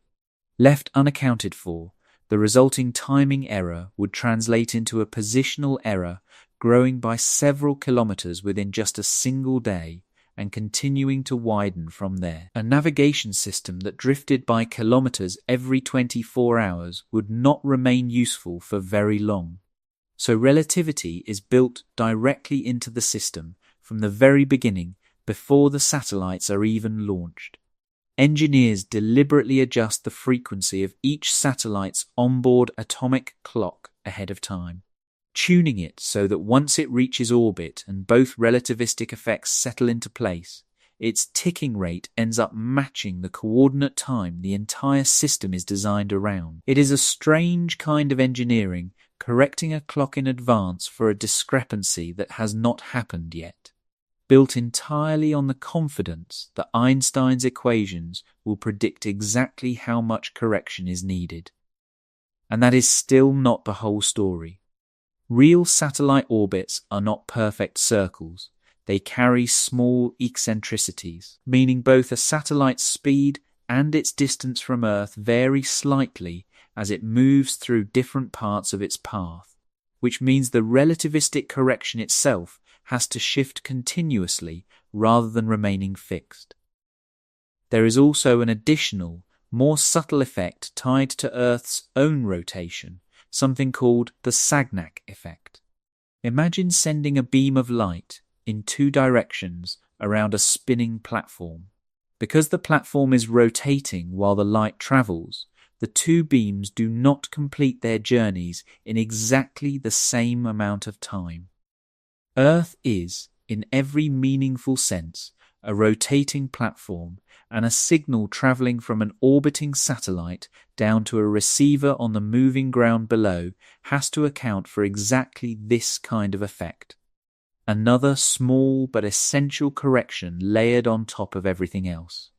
Put all of it together, the velocity effect, the gravitational effect, the orbital eccentricity, the rotation of the Earth itself, and you begin to see just how deeply relativity has been woven into a piece of technology most people use every single day without a second thought. It is sometimes said, a little too neatly, that every time your phone finds its way to a restaurant, it proves Einstein was right. That framing overstates things slightly. Since special and general relativity had already been tested independently through decades of careful experiments long before satellite navigation ever became part of ordinary life. But the underlying claim is still true in every way that matters. If the relativistic corrections built into these satellites were simply switched off, the system's accuracy would collapse within days. The strange physics of space-time is not a philosophical footnote sitting on top of modern navigation. It is the machinery underneath it. And the same tug-of-war playing out among these satellites plays out, in a gentler form, for the astronauts riding aboard the International Space Station, circling roughly 400 kilometers above the Earth's surface, at a speed of about 7.7 kilometers per second, close to 28,000 kilometers an hour. At that altitude, the astronauts sit far enough from Earth's center that gravity is measurably weaker than it is at the surface, which, all on its own, would tend to make their clocks run slightly faster than ours. but their orbital speed is also considerably higher than anything a satellite in a much larger, slower orbit experiences, and that speed pulls in the opposite direction, tending to make their clocks run slower. For the International Space Station specifically, the velocity effect turns out to be the larger of the two. So the astronauts, on balance, accumulate very slightly less proper time than people who remained on the ground the entire time. The actual difference involved is tiny. Across several months aboard the station, an astronaut ends up younger than they would otherwise have been by only a few thousandths of a second, an amount no mirror could ever reveal, no birthday candle could ever count. Cosmonaut Sergei Krikalev is sometimes mentioned in exactly this context, having spent more than 800 cumulative days in orbit across several separate missions over the course of his career. Add up the relativistic effect across all of that time, and the total difference between his own elapsed time and that of someone who never left the ground comes to only a few hundredths of a second. It would be more than a little generous to call that a dramatic journey through time. And yet the underlying principle is identical to the one that becomes extraordinarily dramatic the moment speeds climb high enough. The same principle that, taken to its logical extreme, would allow a traveller moving close enough to the speed of light to return from a journey having aged only a handful of years, while decades, or longer, had quietly passed everywhere else. Nobody feels any of this happening, in orbit or on the ground. No astronaut notices their own thoughts slowing down, or their heartbeat dragging, or their meals taking longer to cool. Every local process aboard the station behaves exactly as it always would, precisely because time dilation is never something felt from the inside. It only becomes visible the moment two separate clocks, having followed two separate paths, are finally brought back together and compared. But there is a place in the universe where this gentle tug-of-war stops being gentle altogether, where gravity grows so extreme that the difference between one clock and another is no longer measured in thousandths of a second, but in something closer to eternity, at least as far as a distant observer is concerned. That place sits at the edge of an object so dense that not even light can climb back out of it, and it is exactly where this story is about to go next. Part 11. The clock that never quite reaches the edge. Everything traced so far has happened around ordinary, modest sources of gravity. A planet, a mountain, a tower 2 meters tall. Even the strongest gravitational effects measured near Earth remain almost embarrassingly small, fractions of a second scattered across months or years. To see what gravitational time dilation looks like when it is finally allowed to run wild, you have to leave planets behind entirely and travel towards something so dense, so extreme, that it bends the very structure of cause and effect around itself. A black hole. The mathematics describing the simplest possible kind of black hole appeared astonishingly quickly after Einstein finished general relativity in 1915. Barely a year later, the physicist Carl Schwarzschild found an exact solution to Einstein's field equations, describing the space-time surrounding a perfectly spherical, non-rotating mass. Buried inside that solution was a very particular radius, tied directly to the mass of the object in question. Compress enough mass down inside that radius, and something remarkable happens. A boundary forms in space-time itself, a boundary called an event horizon, and once something crosses it, no signal, no light, nothing at all, can ever travel back out to the wider universe again. That radius carries Schwarzschild's name today. For an object with the mass of our own sun, It works out to roughly 3 kilometers. For a black hole 10 times more massive, it grows to something closer to 30 kilometers. For the supermassive black holes sitting at the centers of galaxies, containing millions or even billions of times the mass of the Sun, that same radius can stretch across millions or even billions of kilometers. It is worth being careful here not to picture the event horizon as some kind of solid shell wrapped around a hidden object underneath, the way a planet's surface wraps around its core. The event horizon is not a surface in that sense at all. It is a feature of the geometry of space-time itself, a boundary defined entirely by what can and cannot ever escape from beyond it. And that geometry has an extraordinary effect on time. Imagine, for a moment, that you could somehow hold a clock stationary at a fixed distance above the event horizon of a black hole, neither falling inward nor drifting away, simply hovering there.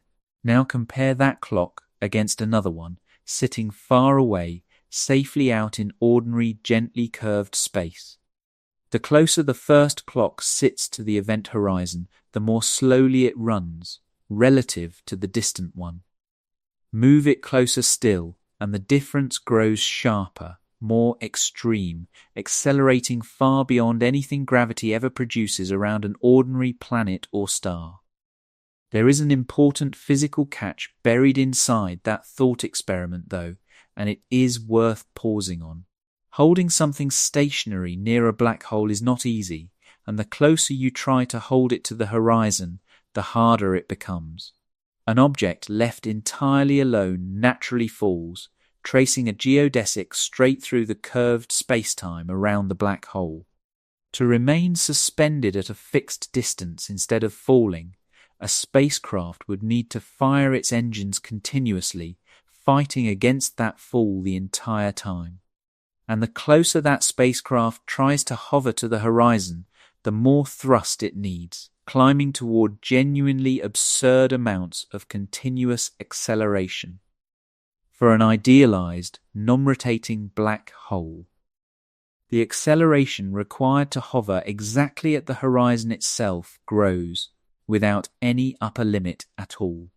No physical spacecraft, built from any material, powered by any engine, could ever actually manage it. Nothing can remain stationary precisely on the horizon.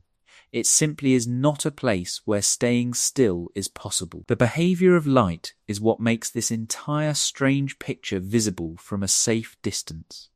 Imagine that hovering clock sending out a single flash of light once every second, according to its own local time, faithfully, reliably, every second on the dot. A distant observer, watching from far away, receives those flashes, but as the clock is lowered closer and closer to the event horizon, something strange begins happening to the light itself. Each successive flash arrives more and more redshifted, its frequency dropping, its wavelength stretching longer and longer, and the flashes themselves begin arriving further and further apart in time. To the distant observer, the clock appears to be running increasingly, dramatically slower, the closer it gets to the horizon. The same thing happens to anything falling freely toward a black hole rather than fighting to hover above it. A spacecraft plunging inward, continuing to transmit a steady signal the entire time, would appear, to someone watching from far away, to have its signals grow progressively more redshifted, dimmer, and more widely spaced apart, the closer it approached the horizon. This is sometimes described, a little too dramatically, by saying the distant observer watches the falling spacecraft freeze in place at the horizon forever. That description invites a misunderstanding worth clearing up directly. In practice, the observer never actually continues watching a sharp, frozen image of the spacecraft hovering there for all eternity. The signals do not freeze cleanly in place. They grow steadily more delayed, more redshifted, and more faint until eventually they fade below any level of detection at all. The spacecraft does not remain visible forever. It simply vanishes from view, its final moments stretched out and dimmed into invisibility rather than preserved indefinitely. Part of the confusion here comes from the particular coordinate system Schwarzschild originally used to describe this geometry. In that coordinate system, an object falling toward the event horizon appears, mathematically, to take an infinite amount of coordinate time to actually reach it. But that infinite delay is a property of the coordinates being used to describe the situation from far away, not a statement about what the falling traveller themselves actually experiences. Other coordinate systems describe the exact same underlying spacetime without running into that same mathematical breakdown at the horizon. Physicists Arthur Eddington and later David Finkelstein developed coordinate descriptions of exactly this kind, and in those descriptions, the picture looks completely different. The traveller crosses the horizon after a perfectly finite amount of their own proper time. There is nothing infinite about their own personal experience of the fall at all. And for the traveller themselves, crossing that boundary does not necessarily announce itself with any dramatic local event. If the black hole is large enough and the traveller is falling freely rather than fighting against the fall, crossing the event horizon can be locally uneventful. There is no solid wall to strike, no flash of light marking the boundary, no clock beside them that suddenly stutters or stops. Their heart continues beating normally. Their own wristwatch continues ticking at its usual familiar pace. Every local experiment they might run inside their own small region of space continues behaving exactly the way it always has. What happens next depends heavily on the size of the black hole itself. A smaller stellar mass black hole produces enormous tidal forces near its horizon, because gravity's strength changes noticeably across even a short distance close to such a compact object. The side of a falling traveller's body closer to the black hole gets pulled with meaningfully more force than the side farther away, stretching them along one direction while compressing them along another, an effect sometimes described, only half-jokingly, as spaghettification. But for a sufficiently large, supermassive black hole, the event horizon can be so vast that gravity's strength barely changes at all across the modest size of a human body near it.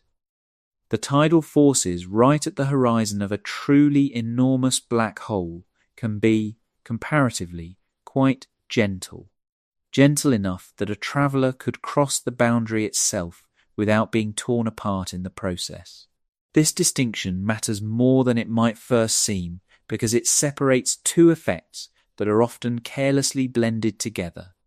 Gravitational time dilation concerns how much proper time accumulates along different paths through curved spacetime. Tidal forces concern how strongly gravity's pull differs across different parts of an extended object. One of these effects can be extreme, while the other remains comparatively mild, and near a sufficiently large black hole, that is exactly what happens. Once a traveller actually crosses the event horizon, though, something changes in a way that cannot be softened or explained away. Inside the horizon, every future direction available to them leads inward, deeper toward the centre, with no path left that leads back out. They can still, in principle, send out light signals, and locally, those signals still travel outward at the ordinary speed of light.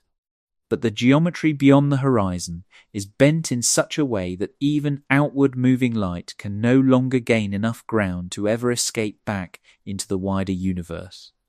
A message sent from beyond the horizon can never reach anyone on the outside.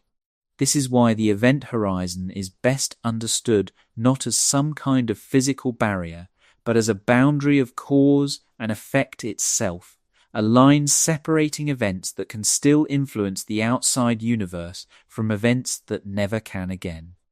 There is a related, popular misconception worth clearing up here as well.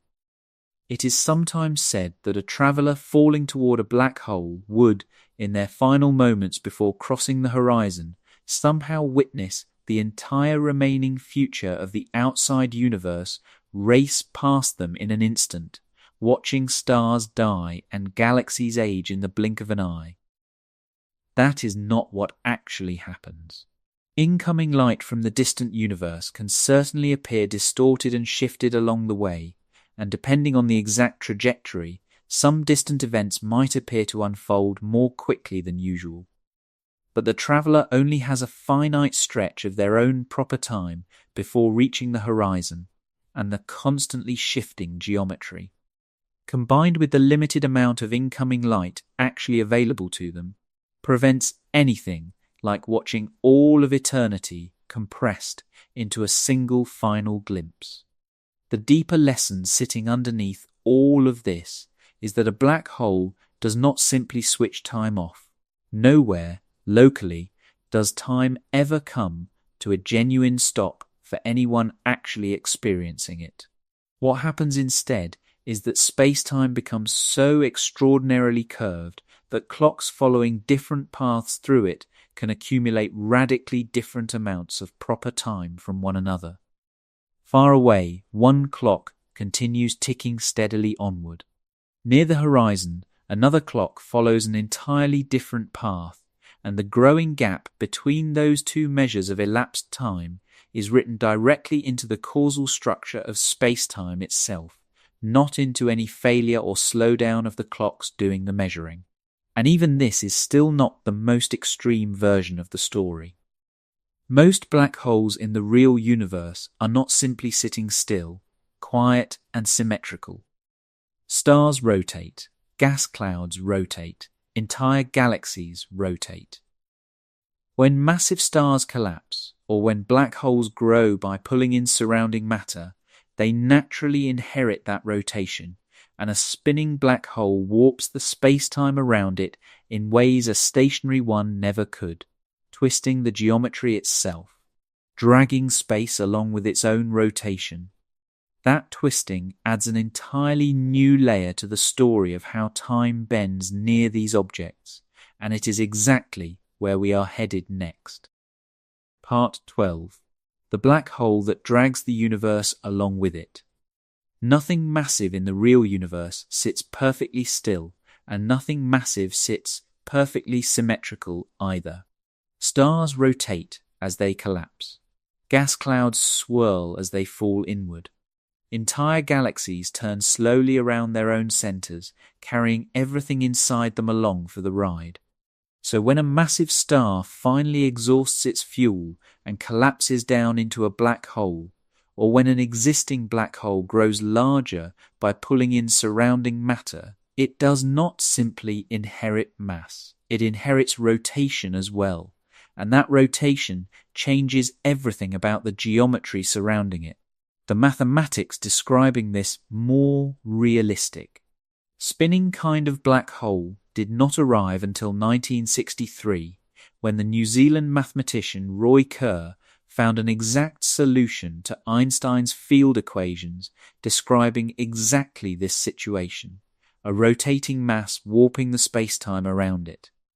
The Kerr solution revealed something considerably stranger than the simpler, non-rotating black hole Schwarzschild had described decades earlier. A spinning black hole does not merely spin in place. It drags the surrounding fabric of space-time along with it, twisting the geometry itself in the direction of its own rotation. This effect is called frame dragging, and although it grows vanishingly weak far away from the black hole, close in near a rapidly spinning one, it becomes powerful enough that nothing nearby can simply ignore it. It is worth being careful about what that actually means, because it is easy to picture something misleading, some invisible rotating atmosphere reaching out, and physically grabbing anything that strays too close. That is not quite the right image. What is actually happening is that the paths available through space-time itself, the geodesics that matter and light naturally follow, are being reshaped by the black hole's rotation. Nearby objects are not seized by some external force.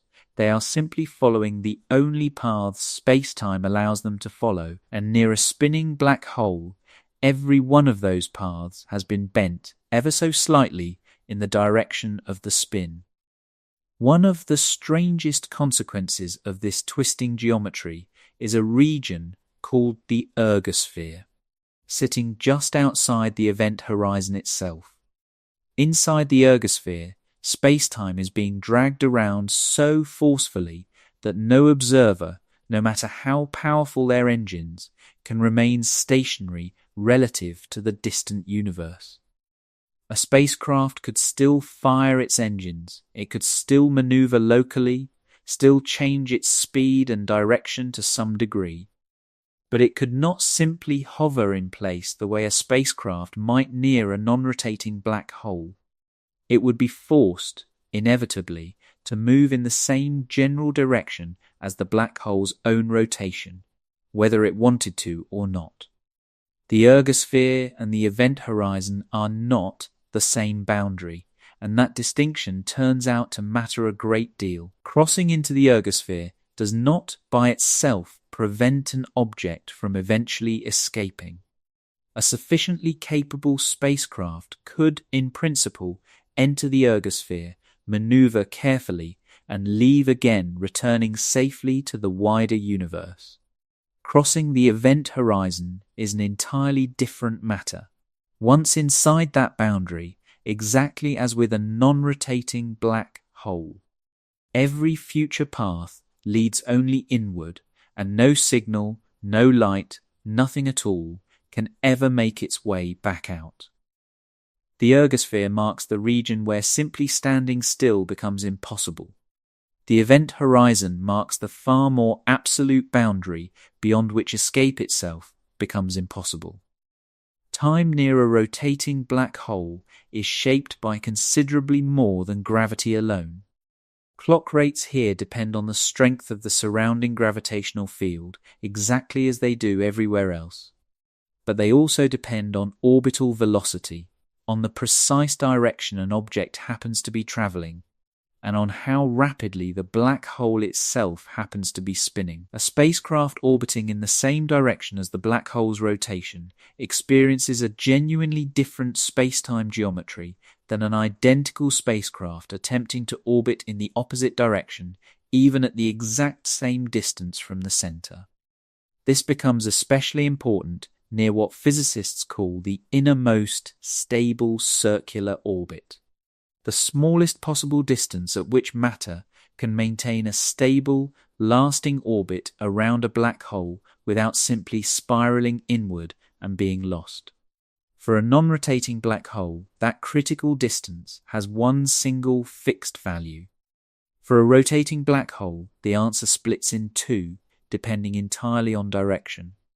An orbit moving in the same direction as the black hole's spin can remain stable considerably closer to the event horizon than would otherwise be possible.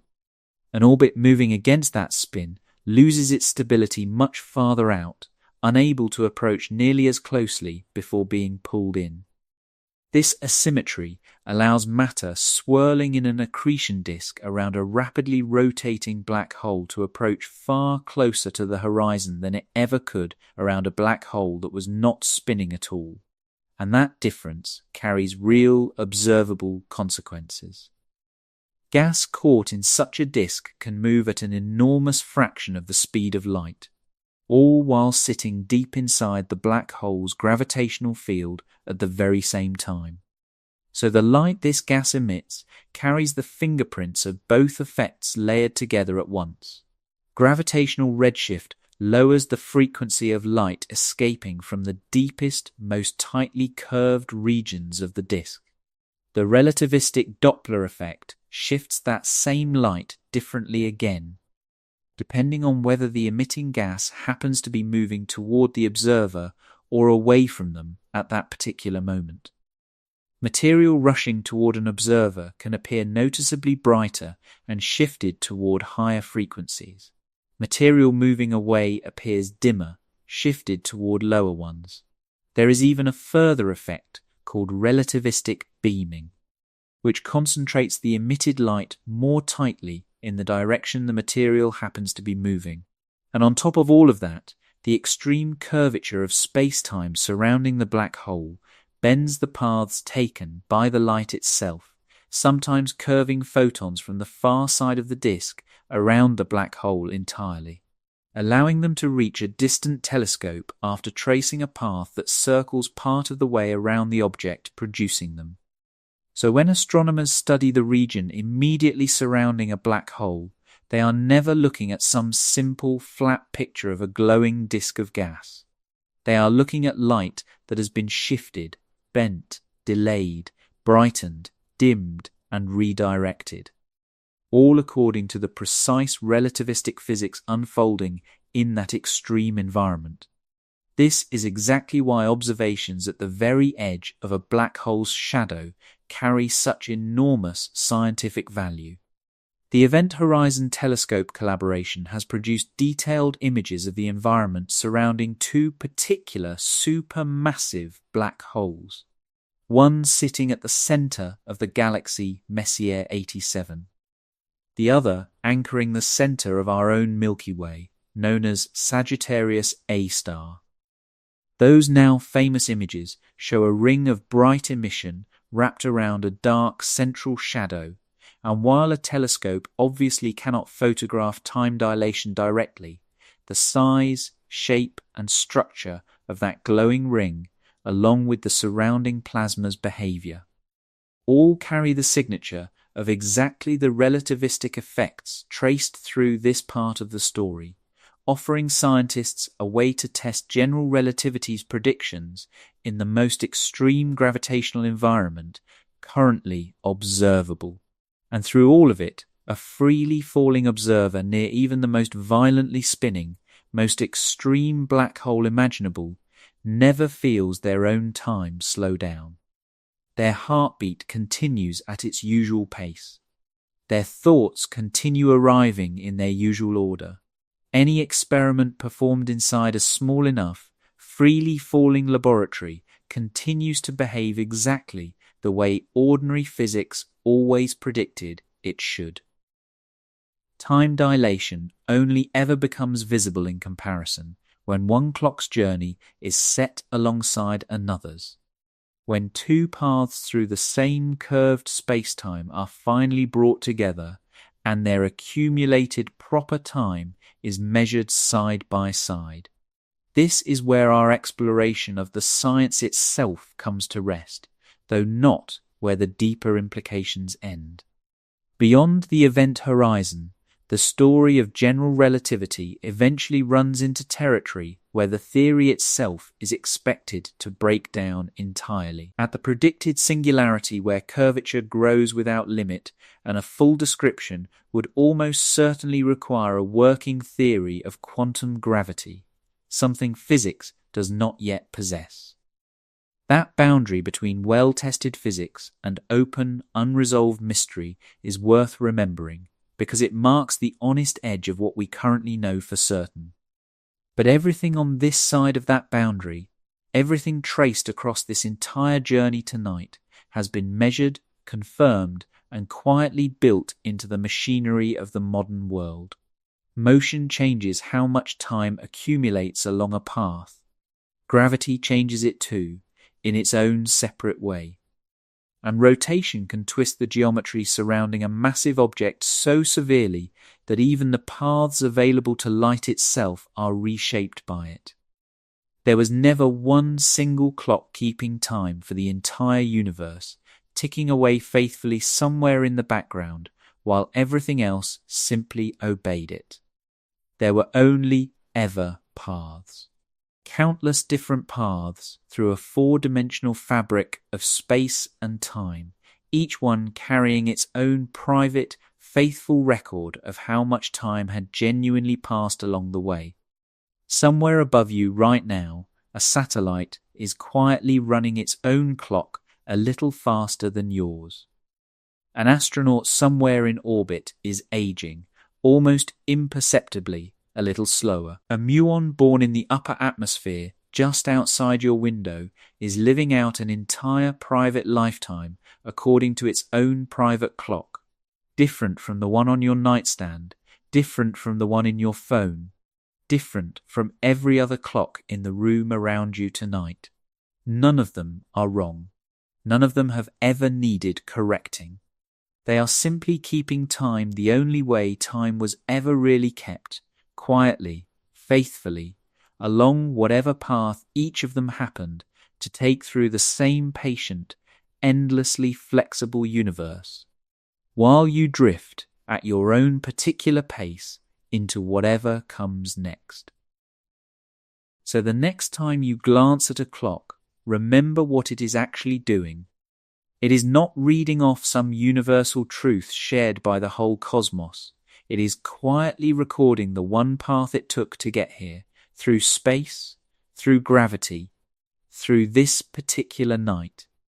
Somewhere above you, another clock is keeping a slightly different account of the same evening. Neither one is wrong. They simply never promised to agree. If tonight's journey through space-time helped carry you towards sleep, consider leaving the channel a like before you go. It helps these quiet explorations find their way to more curious minds like yours. And if you'd like to drift off beside me again tomorrow night, subscribing means you'll never miss where we wander next. Until then, let your thoughts slow. Let the day finally close its doors behind you, and rest easy knowing that wherever you are, time has been keeping you gently, faithfully, all along.